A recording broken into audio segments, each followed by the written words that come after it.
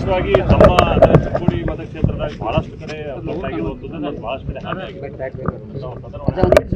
ಹೌದು. ನಾವು ಸದನದಲ್ಲಿ ನಾವು ಅದನ್ನ ಕೂಡ ಮಿನಿಸ್ಟ್ರಿ ಆಫ್ ಎಜುಕೇಷನ್ ಅವರಿಗೆ ಮನವಿ ಮಾಡಿದ್ವಿ.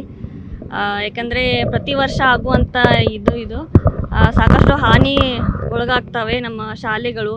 ಸೊ ಪ್ರತಿ ವರ್ಷ ಅದು ಆರಂಭ ಆಗಲಿಕ್ಕೆ ಟೈಮಲ್ಲಿ ಫ್ಲಡ್ಸ್ ಬರ್ತವೆ. ಸೊ ಅದನ್ನೆಲ್ಲ ಮತ್ತೆ ರೀಬಿಲ್ಡ್ ಮಾಡಬೇಕಾಗತ್ತೆ. ಸೊ ಅದಕ್ಕೆ ನಾವು ಸದನದಲ್ಲಿ ಧ್ವನಿ ಎತ್ತಿದ್ದೀವಿ. ಸೊ ಇವತ್ತು ಕೂಡ CM ಸರ್ ಬರ್ತಾ ಇದ್ದಾರೆ. ಎಲ್ಲ ಇಡೀ ಜಿಲ್ಲೆಯಲ್ಲಿ ಎಲ್ಲೆಲ್ಲಿ ಫ್ಲಡ್ ಏರಿಯಾ ಅಫೆಕ್ಟ್ ಆಗಿದ್ದಾವೆ ಸೊ ಅದು ನೋಡಲಿಕ್ಕೆ. ಸೊ ಅವ್ರ ಜೊತೆ ಕೂಡ ನಾವು ಚಿಕ್ಕೋಡಿಯಲ್ಲಿ ಹೋಗ್ತೀವಿ. ಚಿಕ್ಕೋಡಿ ಲೋಕಸಭೆ ವ್ಯಾಪ್ತಿ ವಿಶೇಷ ಪ್ಯಾಕೇಜ್ ಕೊಡಂತೀರಿ? ಹೌದ್ರಿ. ಎಸ್. ಕೃಷ್ಣ ಮತ್ತು ಘಟಪ್ರಭಾ ವ್ಯಾಪ್ತಿ ಸಾಕಷ್ಟು ಪ್ರವಾಹ ಆಗಿದೆ. ಹೌದ್ರಿ. ಎಸ್, ಸ್ಪೆಷಲ್ ಪ್ಯಾಕೇಜ್ ನಮ್ದು ಡಿಮಾಂಡ್ ಇದೆ. ನೋಡಿ, ಇನ್ನೊಂದು ಕಾಳಜಿ ಕೇಂದ್ರಕ್ಕೆ ಸಾಕಷ್ಟು ಜನ ಶಿಫ್ಟ್ ಆಗಿದ್ದಾರೆ. ಬಟ್ ಅಲ್ಲಿ ಜಾನುವಾರುಗಳಿಗೆ ಮೇವಿನ ಕೊರತೆ ಎಲ್ಲ ಆಗ್ತಿದೆ. ಹೀಗಾಗಿ ಈ ಮುಳುಗಡೆ ಆದ ಬ್ರಿಡ್ಜ್ ಮೇಲೆ ಬರುವಂತ ಪರಿಸ್ಥಿತಿ ನಿರ್ಮಾಣ ಆಗಿದೆ ಕಾಗವಾಡದಲ್ಲೆಲ್ಲ. ಇನ್ನು ಅಧಿಕಾರಿಗಳೇನ ಮೇವಿನ ಕೊರತೆ ಇದೆ? ಮೇವಿನ ಕೊರತೆ, ಎಸ್. ಅಧಿಕಾರ ಜೊತೆ ಕೂಡಿ ನಾನು ಚರ್ಚೆ ಮಾಡ್ತೇನೆ.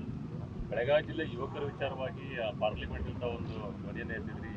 ಯಾವ ಥರ ಇದನ್ನ ಆಗ್ಬೇಕಾದ್ರೆ ಅದೇ ನೀಟ್ ಸ್ಕ್ಯಾಮ್ ಬಗ್ಗೆ ನಮ್ಮ ವಿರೋಧ ಪಕ್ಷದವರು ಎಲ್ಲರೂ ಧ್ವನಿ ಎತ್ತಿದ್ದಾರೆ. ಯಾರ ಇನ್ವಾಲ್ವ್ ಆಗಿದ್ದಾರೆ ಆ ಸ್ಕ್ಯಾಮಲ್ಲಿ ಅವರಿಗೆ ತಕ್ಕ ಶಿಕ್ಷೆ ಆಗಬೇಕು. ಯಾಕಂದರೆ ಹಲವಾರು ಸ್ಟೂಡೆಂಟ್ಸ್ಗಳ ಪ್ರಶ್ನೆ ಇದು. ಯಾಕಂದರೆ ಮುಂದೆ ಡಾಕ್ಟರ್ಸ್ ಅವರ ನಾವು ಜೀವನವನ್ನು ಅವ್ರ ಕೈಯಲ್ಲಿ ಇಡ್ತಾಯಿದ್ದೀವಿ. ಸೊ ಅವ್ರನ್ನ ಮುಂದೆ ನಂಬುವಂಥ ಪರಿಸ್ಥಿತಿಯಲ್ಲಿ ನಾವು ಆಗಲಿಕ್ಕಿಲ್ಲ. ಸೊ ಅದಕ್ಕಾಗಿ ಅದಕ್ಕೆ ತಕ್ಕ ಒಂದು ಶಿಕ್ಷೆ ಆಗಬೇಕು ಯಾರು ಸ್ಕ್ಯಾಮಲ್ಲಿ ಇನ್ವಾಲ್ವ್ ಇದ್ದಾರೆ. ಮತ್ತು ಸಾಕಷ್ಟು ನಮ್ಮ ದೇಶದಲ್ಲಿ ಕೋಚಿಂಗ್ ಸೆಂಟರ್ಸ್ಗಳು ಮತ್ತು ಪ್ರೈವೇಟೈಸೇಷನ್ ಸಾಕಷ್ಟು ಆಗ್ತಾ ಇದೆ. ಸೊ ಅದ್ರ ಪರವಾಗಿ ನಾವು ಕೂಡ ಧ್ವನಿ ಎತ್ತಿದ್ದೀವಿ. ಮೇಡಮ್, ಇನ್ನೊಂದು ರಾಜ್ಯದ ಬೆಳವಣಿಗೆಗಳು ಆಗ್ತಿದ್ದಾವೆ.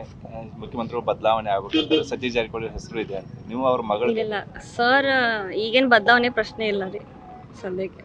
ಸರ್ ಕಂಟಿನ್ಯೂ ಮಾಡ್ತಾರೆ. ಸಿದ್ದರಾಮಯ್ಯ ಸರ್ ಸಿದ್ದರಾಮಯ್ಯ